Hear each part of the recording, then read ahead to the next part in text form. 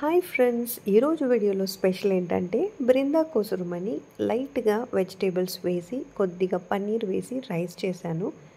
ఇలాంటి రైసు మీరు కూడా మీ ఇంట్లో ఉన్న పిల్లలకి స్కూల్కి చేసి పంపించారంటే ఎంజాయ్ చేస్తూ తింటారు. కొద్దిగా టమాటో సాస్ కూడా చిన్న బాక్స్లో పెట్టి పంపించండి, చాలా ఇష్టపడి తింటారు.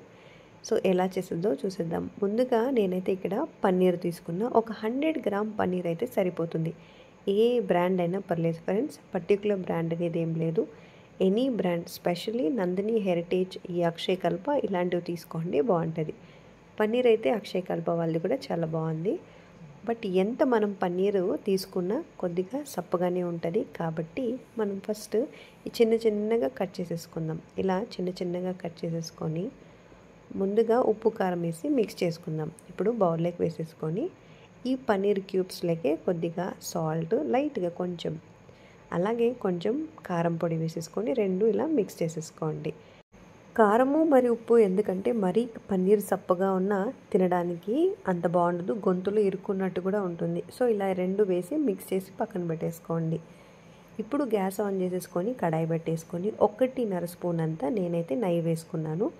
నూనె కూడా వేసుకోవచ్చు, బట్ నెయ్యి వేస్తే ఇంకా చాలా బాగుంటుంది. ఈ పన్నీర్ ముక్కల్ని దీంట్లోకి వేసేసుకొని లైట్గా ఫ్రై చేసుకోవాలి. మరీ ఎక్కువసేపు అవసరం లేదు, 5 మినిట్స్ లో ఫ్లేమ్లోనే వేయించుకోవాలి. మరీ గట్టిగా అయినా కూడా బాగుండదు, జస్ట్ మనకు ఆ ఫ్లేవర్ తగలాలి కాబట్టి ఇలా ఫ్రై చేసి పక్కన పెట్టేసుకొని ఇప్పుడు అదే నెయ్యిలోకి కొన్ని వెల్లుల్లిని వేసుకున్నాను. చిన్న చిన్నగా కట్ చేశాను, పొట్టంతా ఒలిసేసి చిన్న చిన్నగా కట్ చేసి వేసుకున్నా. ఇప్పుడు వెల్లుల్లి పిల్లలకి డైరెక్ట్గా ఇస్తే పడేస్తారు కాబట్టి ఇలా చిన్న చిన్నగా కట్ చేస్తారనుకోండి, వాళ్ళకి తెలిసలేదు, తినేస్తారనమాట. గుంపులో గోవింద అన్నట్టు తినేస్తారు. సో వెల్లుల్లి కూడా ఫ్రై అయిన తర్వాత ఒక మీడియం సైజు ఆనియన్ని చిన్న చిన్నగా కట్ చేసి దీంట్లోకి వేసుకోండి. ఆనియన్ కూడా కొద్దిగా పచ్చివాసన వెళ్ళే వరకు ఫ్రై చేసుకోండి. నేనైతే ఇంకొంచెం నెయ్యి వేశాను, మీరు కూడా చూసి వేసుకోండి. మరీ డ్రైగా అయినా పాపం తినడానికి గొంతు ఇరుక్కుంటుంది కదా, అందుకని. సో ఇప్పుడు ఒక చిన్న క్యారెట్ని చిన్న చిన్నగా కట్ చేసుకున్నా, అలాగే 4 బీన్స్ని కూడా చిన్న చిన్నగా కట్ చేసి వేసుకున్నా. వెజిటేబుల్ ఇవి రెండింటిని ముందుగా కడిగి దాని తర్వాత కట్ చేసి వేసుకున్నాను. ఇంకా రుచికి తగినంత ఉప్పు కూడా వేసేసుకొని ఒకసారి అంతా మొత్తం ఉప్పు అన్నిటికీ మంచిగా మిక్స్ అయ్యేలా మిక్స్ చేసేసేయండి. ఇప్పుడు మూత పెట్టేసి లో ఫ్లేమ్లో ఒక 5 నిమిషాలు ఆగండి. 5 నిమిషాలు ఉన్నా సరిపోతుంది, మరీ ఎక్కువసేపు అవసరం. మరీ ఎక్కువ మెత్తగా అయినా వెజిటేబుల్ అంత బాగుండదు తినడానికి.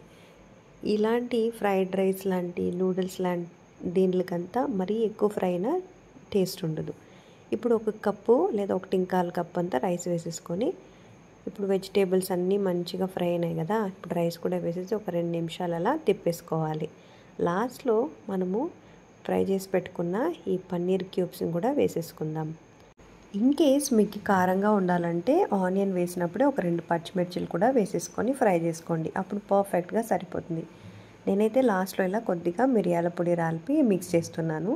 ఒక 2 నుండి 5 నిమిషాలు లో ఫ్లేమ్లోనే మంచిగా మిక్స్ చేసేసి దించేసుకుంటే వేడి వేడిగా పన్నీర్ వెజిటేబుల్ రైస్ సింపుల్గా రెడీ అయిపోతుంది. మీరు కూడా ఒకసారి ట్రై చేసి మీకు ఎలా వచ్చిందో కమెంట్లో ఒకసారి మెసేజ్ చేస్తారా? ఇన్ కేస్ ఈ వీడియో మీకు నచ్చితే లైక్ చేసి షేర్ చేసి అమ్ము సుకన్య వ్లాగ్స్ని సబ్స్క్రైబ్ చేయండి. Thank you so much.